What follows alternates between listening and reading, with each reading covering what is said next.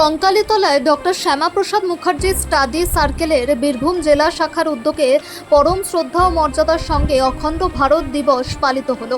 জাতীয় সংহতি, দেশপ্রেম এবং অখণ্ড ভারতের চেতনা জাগ্রত করার উদ্দেশ্যেই এই কর্মসূচির আয়োজন করা হয়। অনুষ্ঠানে অখণ্ড ভারতের ভাবনা, জাতীয় ঐক্য এবং দেশের প্রতি দায়বদ্ধতার বিভিন্ন দিক নিয়ে আলোচনা করা হয়। সংগঠনের সর্বভারতীয় জাতীয় সভাপতি শ্রী সুব্রত মুখোপাধ্যায় এবং বীরভূম জেলা সভাপতি স্বামী সোমানন্দ গিরি মহারাজের নেতৃত্বে কর্মসূচিটি অনুষ্ঠিত হয়। আয়োজকদের বক্তব্য, দেশের অখণ্ডতা ও জাতীয় সংহতির বার্তা সাধারণ মানুষের মধ্যে পৌঁছে দেওয়ার পাশাপাশি নতুন প্রজন্মের মধ্যে দেশপ্রেম ও জাতীয় চেতনা জাগিয়ে তোলাই এই কর্মসূচির মূল লক্ষ্য। 14ই আগস্ট 1947 সালের 14ই আগস্ট ভারত মাতাকে টুকরো করা হয়েছিল। বিনা কারণে বহু হিন্দু ঘরবাড়ি লুট হয়েছিল, মায়ের সামনে মেয়ে ধর্ষিতা হয়েছিল, বাবার সামনে মেয়েকে জেহাদিরা জোর করে তুলে নিয়ে গেছে, মেয়ে চিৎকার করছে। এইসব দৃশ্য আমরা দেখেছি, কিন্তু বর্তমান সমাজ এগুলো ভুলে গেছে।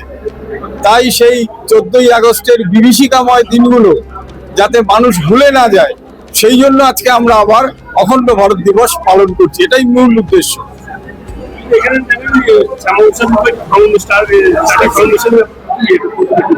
এটা 15 বছর আগে আমাদের রাষ্ট্রীয় স্বয়ংসেবক সংঘের বরিষ্ঠ কার্যকর্তা কেশব রাও দীক্ষিত, উনি আমাকে পুত্র সম ভালোবাসতেন।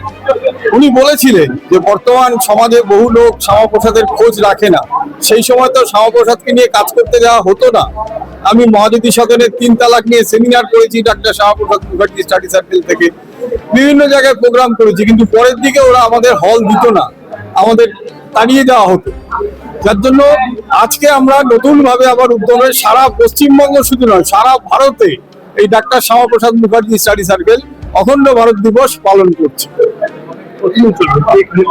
এটা দেখুন, এটা তো আজকের দিনের মাহাত্ম্য আছে, কিন্তু আমরা সারা বছর কাজ করি। আজকে হিন্দু সমাজের জন্য, যে সমাজের কথা বিভিন্ন রাজনৈতিক দল মনে রাখে না, খালি তারা রাজনৈতিকভাবে ব্যবহার করে। আমরা মানুষকে সচেতন করতে আসি যে হিন্দু সমাজের ওপরই কিন্তু সব বেঁচে আছে। আজকে যদি হিন্দু সমাজ মুখ ফিরিয়ে নেয়, সমস্ত রাজনৈতিক দল পড়ে যাবে। তাই আমরা দ্ব্যর্থহীন ভাষায় বলতে চাই, হিন্দু সমাজকে দেখো, হিন্দু সমাজ তোমাদের দেখবে।